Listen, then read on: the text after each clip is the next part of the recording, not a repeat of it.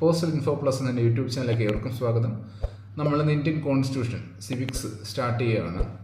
Postal എക്സാമുകളിൽ constitution എന്ന് പറയുന്നത് important ആയിട്ടുള്ള ഭാഗമാണ്. പലർക്കും ടഫായിട്ടുള്ളൊരു സെക്ഷനാണ് കോൺസ്റ്റിറ്റ്യൂഷൻ എന്ന് പറയുന്നത്. അത് നമ്മൾ മനസ്സിലാക്കി പഠിക്കാത്തതുകൊണ്ടാണ് ഈ ഒരു സെക്ഷനിൽ ഞാൻ ഉദ്ദേശിക്കുന്നത് വെച്ച് കഴിഞ്ഞാൽ സിമ്പിളായിട്ട് കാര്യങ്ങൾ പറഞ്ഞു തന്നിട്ട് ഈ ഒരു വിഷയത്തിലൊരു ഇൻട്രസ്റ്റ് ഉണ്ടാക്കിയെടുക്കുക എന്നുള്ളതാണ്. നമ്മൾ മനസ്സിലാക്കി പഠിക്കുകയാണെങ്കിൽ വളരെ എളുപ്പമാണ്, ഇൻട്രസ്റ്റിംഗ് ആണ്. നമുക്ക് കാര്യങ്ങളൊക്കെ ഒന്ന് പിടികിട്ടി കഴിഞ്ഞാൽ പിന്നെയും അതിനെക്കുറിച്ച് അറിയാനും റിസർച്ച് നടത്താനൊക്കെ ഉള്ളൊരു ടെൻഡൻസി ഉണ്ട്. അങ്ങനെ ഒരു വിഷയമാണ് കോൺസ്റ്റിറ്റ്യൂഷൻ എന്ന് പറയുന്നത്. അപ്പോൾ നമുക്ക് പതുക്കെ പഠിച്ച് പോവാം. ചെറിയ കാര്യങ്ങൾ പഠിച്ച് അങ്ങനെ കുറേ ക്ലാസ് ആകുമ്പോഴത്തേക്കും നമുക്ക് ഇതിനകത്തൊരു അവബോധം ഉണ്ടാക്കിയെടുക്കാൻ പറ്റും. അല്ലാതെ പെട്ടെന്ന് ഒരു ദിവസം ഇങ്ങനെ എടുത്തിട്ട് മൊത്തം കൂടെ അരച്ച് കലക്കി കുടിക്കാനൊക്കത്തില്ല. അതുകൊണ്ട് പതുക്കെ പറഞ്ഞ് പോവാം. അപ്പോൾ ആദ്യത്തെ കാര്യം എന്ന് പറയുന്നത് എന്താണ് കോൺസ്റ്റിറ്റ്യൂഷൻ, എന്താണ് ഒരു ഭരണഘടന എന്നതുകൊണ്ട് ഉദ്ദേശിക്കുന്നത്? അതൊരു രാജ്യത്തിൻ്റെ അടിസ്ഥാന നിയമ സംഹിത എന്നാണ് അതിൻ്റെ ഡെഫിനിഷൻ. അതായത് ഒരു റൂൾ ബുക്ക്, കുറച്ച് നിയമങ്ങളുടെ ഒരു കൂട്ടം, ഒരു ഡോക്യുമെൻ്റ് ഒരു രാജ്യത്തെ സംബന്ധിച്ച്, ആ രാജ്യത്ത് നടക്കുന്ന കാര്യങ്ങൾ, അവിടുത്തെ ഗവൺമെൻറ് എങ്ങനെ മുന്നോട്ട് പോകുന്നു, അവിടുത്തെ പൗരന്മാർക്ക് എന്തൊക്കെ ഫ്രീഡംസ് ഉണ്ട്, എന്തൊക്കെ റൈറ്റുകൾ അവർക്കുണ്ട്, എന്തൊക്കെ റൂളുകളാണ് അവിടുത്തെ ഒരു രാജ്യത്തെ പൗരന്മാർ പാലിക്കേണ്ടത്, ആ ഒരു പൗരന്മാർക്ക് എന്തൊക്കെ സുരക്ഷിതത്വം ആ ഒരു ഗവൺമെൻറ് കൊടുക്കുന്നുണ്ട് അല്ലെങ്കിൽ കൊടുക്കണം, അങ്ങനെയുള്ള കാര്യങ്ങളൊക്കെ പറഞ്ഞു പോകുന്ന ഒരു രാജ്യത്തെ സംബന്ധിച്ച ബേസിക് റൂൾസ് ആണ് ഈ കോൺസ്റ്റിറ്റ്യൂഷൻ എന്ന് പറയുന്നത്. അത് എഴുതി ഉണ്ടാക്കപ്പെട്ടിട്ടുള്ള റിട്ടൺ കോൺസ്റ്റിറ്റ്യൂഷനുള്ള രാജ്യങ്ങളുമുണ്ട്, എഴുതപ്പെടാത്ത അൺകോഡിഫൈഡ് കോൺസ്റ്റിറ്റ്യൂഷനുള്ള രാജ്യങ്ങളുമുണ്ട്. ഇന്ത്യ USA ഒക്കെ എഴുതപ്പെട്ടിട്ടുള്ള റിട്ടൺ കോൺസ്റ്റിറ്റ്യൂഷനുള്ള രാജ്യങ്ങളാണ്. ഇല്ലാത്ത രാജ്യങ്ങളുമുണ്ട്. ബ്രിട്ടൻ, ഇസ്രായേൽ തുടങ്ങിയ രാജ്യങ്ങൾക്ക് റിട്ടൺ ആയിട്ടുള്ളൊരു കോൺസ്റ്റിറ്റ്യൂഷൻ ഇല്ല. അപ്പോൾ നമ്മൾ ഈ വീഡിയോയിൽ പറയുന്നത് ഒറിജിൻ ഓഫ് ഇന്ത്യൻ കോൺസ്റ്റിറ്റ്യൂഷനാണ്. ഇന്ത്യൻ കോൺസ്റ്റിറ്റ്യൂഷൻ എങ്ങനെ ഉണ്ടായി വന്നു, അതെങ്ങനെയാണ് പ്രിപ്പയർ ചെയ്യപ്പെട്ടത്, അതിൻ്റെ ഒരു നമ്മൾ കഥ പറയുന്ന പോലെ എങ്ങനെയാണത് രൂപപ്പെട്ട് വന്നത്, അതിന് ചരിത്രപരമായിട്ടുള്ള കുറച്ച് കാര്യങ്ങളുണ്ട്. അതാണ് നമ്മൾ ഈ വീഡിയോ പറഞ്ഞു പോകുന്നത്. അപ്പോൾ നമുക്കറിയാം, ഇന്ത്യൻ സ്വാതന്ത്ര്യ സമരം 1947 നമുക്ക് സ്വാതന്ത്ര്യം കിട്ടുന്നത്. അതിനു മുമ്പൊക്കെ ഇന്ത്യ ഭരിച്ചിരുന്നത് ബ്രിട്ടീഷുകാരാണ്. അപ്പോൾ അവരിറക്കിക്കൊണ്ടിരുന്ന കുറച്ച് ആക്റ്റുകളുണ്ട്. അതനുസരിച്ചാണ് നമ്മുടെ രാജ്യത്തെ ഭരണം ഒക്കെ മുന്നോട്ട് പോയിരുന്നത്. പിന്നീടാണ് നമുക്ക് സ്വാതന്ത്ര്യം കിട്ടുന്ന 1947. പക്ഷേ ഈ ഇന്ത്യൻ സ്വാതന്ത്ര്യ സമരം കുറച്ച് ശക്തിപ്പെട്ട് വരുന്ന കാലത്ത് തന്നെ ഇന്ത്യക്കാർക്ക് നമ്മൾക്ക് നമ്മുടേതായ ഒരു ഭരണഘടന വേണം എന്നുള്ള ആവശ്യം ഉണ്ടായിരുന്നു. അപ്പോൾ ഏത് കാര്യത്തിൻ്റെ ഒരു തുടക്കക്കാരൻ വേണമല്ലോ. ഇങ്ങനെ ഇന്ത്യക്ക് ഒരു കോൺസ്റ്റിറ്റ്യൂഷൻ വേണം, അല്ലെങ്കിൽ കോൺസ്റ്റിറ്റ്യൂഷൻ ഉണ്ടാക്കാനുള്ള ഒരു കോൺസ്റ്റിറ്റ്യൂൻ്റ് അസംബ്ലി വേണം. കോൺസ്റ്റിറ്റ്യൂൻ്റ് അസംബ്ലി എന്ന് പറഞ്ഞാൽ ഭരണഘടനാ നിർമ്മാണ സഭ, അതായത് ഭരണഘടന നിർമ്മിക്കാനുള്ളൊരു സഭ, ഒരു ബോഡി വേണം എന്നുള്ളൊരു ഐഡിയ ആദ്യമായിട്ട് മുന്നോട്ട് വയ്ക്കുന്നത് MN റോയ് എന്ന് പറഞ്ഞ ഒരാളാണ്. അത് ഇമ്പോർട്ടൻ്റ് ആണ്, ആ ഒരു പേര് ഓർത്ത് വയ്ക്കുക. MN റോയ് ഈ CPIയുടെ, കമ്മ്യൂണിസ്റ്റ് പാർട്ടി ഓഫ് ഇന്ത്യയുടെ സ്ഥാപക നേതാക്കളിൽ ഒരാളാണ് ഈ MN റോയ്. അങ്ങനെ ഈ പുള്ളിക്കാരനാണ് ഇങ്ങനൊരു ഐഡിയ, ഇന്ത്യക്ക് ഒരു കോൺസ്റ്റിറ്റ്യൂഷൻ ഉണ്ടാക്കാൻ വേണ്ടിയിട്ടൊരു കോൺസ്റ്റിറ്റ്യൂൻ്റ് അസംബ്ലി വേണം എന്നൊരു ഐഡിയ, ഒരു ചിന്ത ആദ്യമായിട്ട് മുന്നോട്ട് വയ്ക്കുന്നത് 1934 അദ്ദേഹത്തിൻ്റെ ഇന്ത്യൻ പാട്രിയോട്ട് എന്ന പത്രത്തിൽ കൂടാണ് ഈ ഒരു ഐഡിയ മുന്നോട്ട് വയ്ക്കുന്നത്.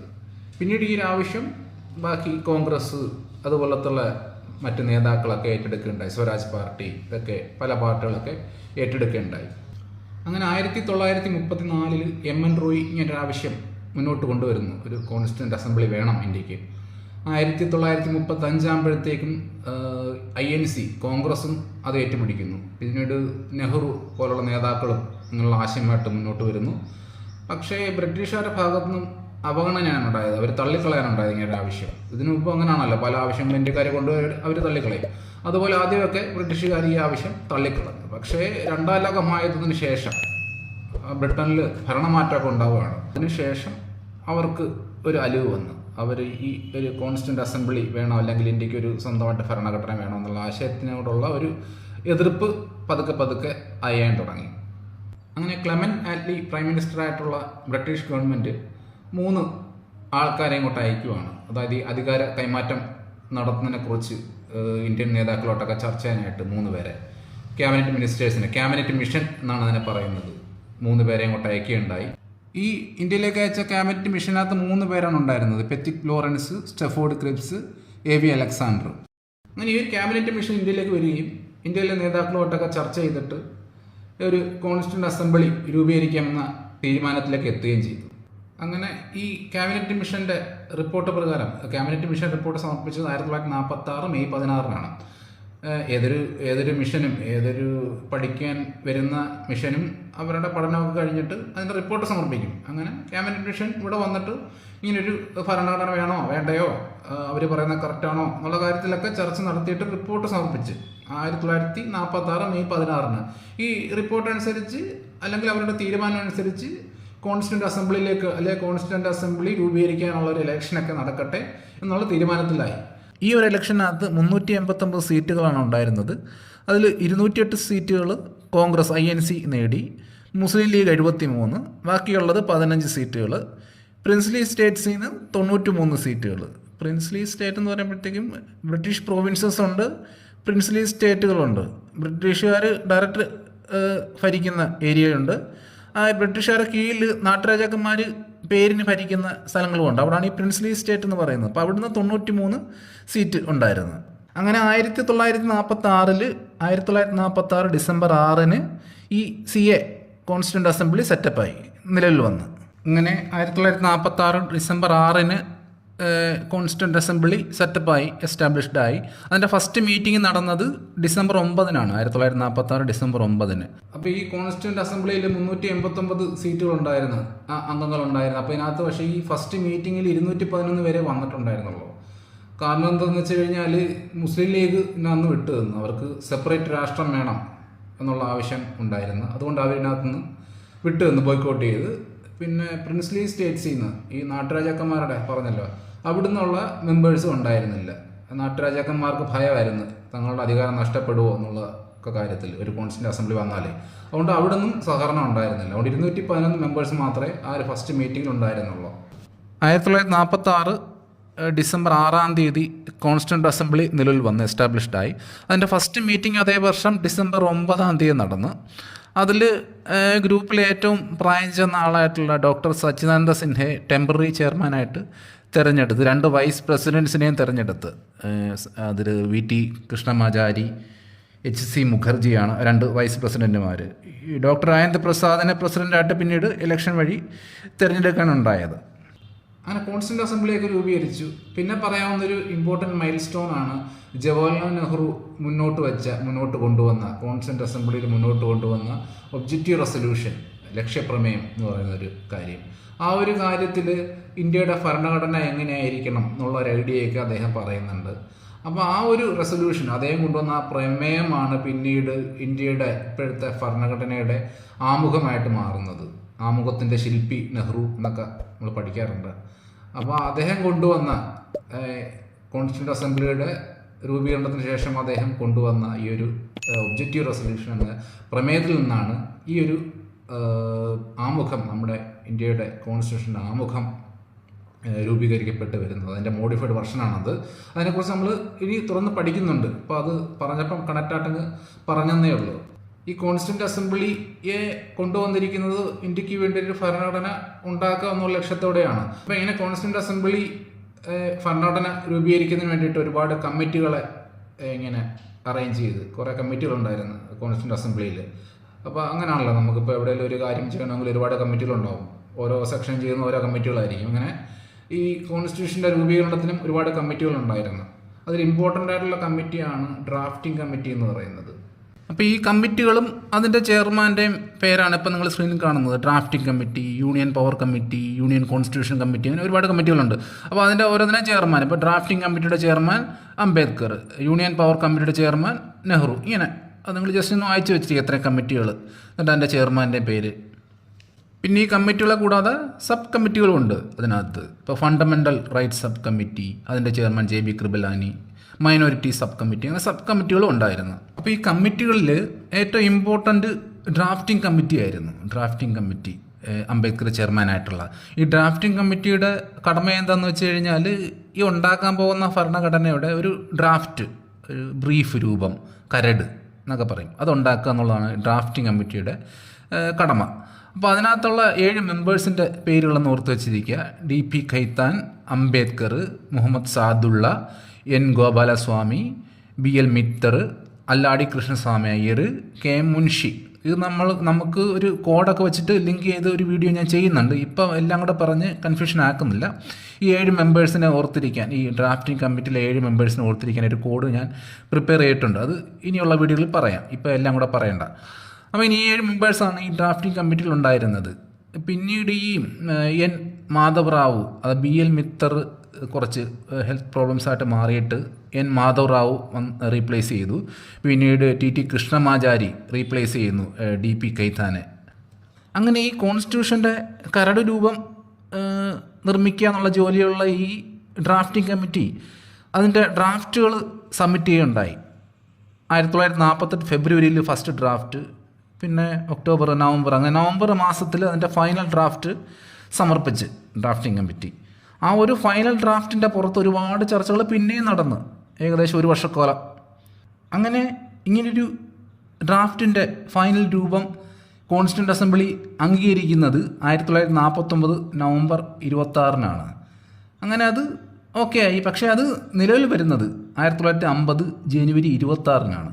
ആ ഡേറ്റ് നമുക്ക് അറിയാം, റിപ്പബ്ലിക് ഡേ ആയിട്ട് ആഘോഷിക്കുന്ന ജനുവരി 26. അങ്ങനെ 1950 ജനുവരി 26-നാണ് അത് പ്രാബല്യത്തിൽ വരുന്നത്. അങ്ങനെ ഭരണഘടന ഓക്കെ ആയി, സെറ്റപ്പായി. അത് അങ്ങനെ രൂപീകരിക്കാൻ 2 വർഷവും 11 മാസവും 18 ദിവസമാണ് എടുത്തത്.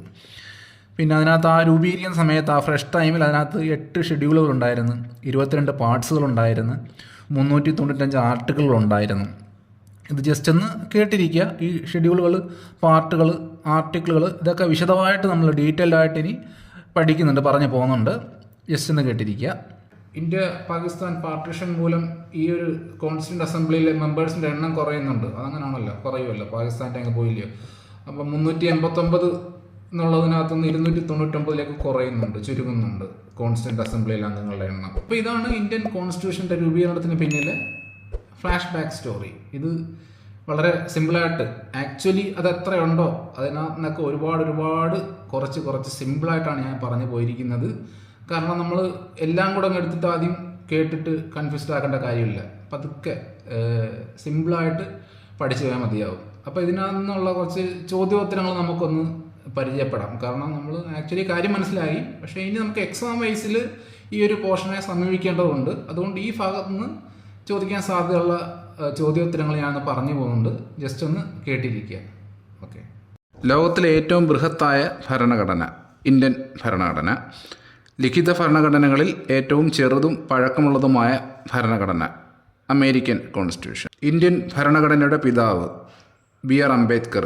അദ്ദേഹമാണ് ആധുനിക മനു, ആധുനിക ബുദ്ധൻ എന്നൊക്കെ അറിയപ്പെടുന്നത്. BR അംബേദ്കറുടെ അന്ത്യവിശ്രമ സ്ഥലം ചൈത്യഭൂമി ഓർത്തു വച്ചിരിക്കുക. ഇങ്ങനത്തെ കോൺസ്റ്റിറ്റ്യൂൻ്റ് അസംബ്ലിയായിട്ട് ബന്ധപ്പെട്ട ചോദ്യങ്ങൾ. ഭരണഘടന തയ്യാറാക്കുന്നതിന് ഭരണഘടനാ നിർമ്മാണ സഭ രൂപീകരിക്കണമെന്ന ആശയം മുന്നോട്ട് വച്ച ഇന്ത്യക്കാരൻ MN റോയ്. ഭരണഘടനാ നിർമ്മാണ സഭ രൂപീകരിക്കണമെന്ന ആശയം മുന്നോട്ട് വച്ച രാഷ്ട്രീയ പാർട്ടി ചോദിച്ചാൽ സ്വരാജ് പാർട്ടിയാണ്. ഭരണഘടനാ നിർമ്മാണ സഭ രൂപീകൃതമാകാൻ കാരണമായ ദൗത്യം ക്യാബിനറ്റ് മിഷൻ. അപ്പോൾ ഈ ക്യാബിനറ്റ് മിഷൻ, ഈ സ്വരാജ് പാർട്ടി, ഈ ടേംസുകളൊക്കെ എന്തെങ്കിലും പരിചയക്കുറവുണ്ടെങ്കിൽ ഈ ചാനലിൽ തന്നെ ഞാൻ ഹിസ്റ്ററിയുടെ ക്ലാസ്സുകൾ അപ്ലോഡ് ചെയ്തിട്ടുണ്ട്, അത് കാണുക. അതിനകത്തെല്ലാം ഇതിൻ്റെ ഡീറ്റെയിൽസ് പറഞ്ഞിട്ടുണ്ട്. ഇന്ത്യക്ക് സ്വാതന്ത്ര്യം കിട്ടിയ സമയത്തെ ബ്രിട്ടീഷ് പ്രധാനമന്ത്രി ക്ലെമൻ്റ് ആറ്റ്ലി. ഇന്ത്യക്ക് സ്വാതന്ത്ര്യം കിട്ടിയ സമയത്ത് ബ്രിട്ടനിൽ അധികാരത്തിലിരുന്ന രാഷ്ട്രീയ പാർട്ടി അത് ലേബർ പാർട്ടി. ഭരണഘടനാ നിർമ്മാണ സഭയെ ആദ്യമായി അഭിസംബോധന ചെയ്തത് JB കൃപലാനി. ഭരണഘടനാ നിർമ്മാണ സഭയുടെ ഉപദേശകനായിരുന്നത് ഇമ്പോർട്ടൻ്റ് BN റാവു. ഡ്രാഫ്റ്റിംഗ് കമ്മിറ്റിയെ നിയമിച്ചത് 1947 ആഗസ്റ്റ് 29. ഡ്രാഫ്റ്റിംഗ് കമ്മിറ്റിയിൽ എത്ര അംഗങ്ങളാണ് ഉണ്ടായിരുന്നത്? 7. ഡ്രാഫ്റ്റിംഗ് കമ്മിറ്റിയുടെ ചെയർമാൻ BR അംബേദ്കർ. ഭരണഘടനാ നിർമ്മാണ സഭ, അതിനാൽ കോൺസ്റ്റിറ്റ്യൂൻ്റ് അസംബ്ലി, ദേശീയ പതാക അംഗീകരിച്ചത് 1947 ജൂലൈ 22. ഈ കോൺസ്റ്റിറ്റ്യൂൻ്റ് അസംബ്ലി ദേശീയ ഗാനത്തെയും ദേശീയ ഗീതത്തെയും അംഗീകരിക്കുന്നത് 1950 ജനുവരി 24-നാണ്. ഇന്ത്യൻ ഭരണഘടന സ്വീകരിക്കപ്പെട്ടത് 1949 നവംബർ 26-ന്.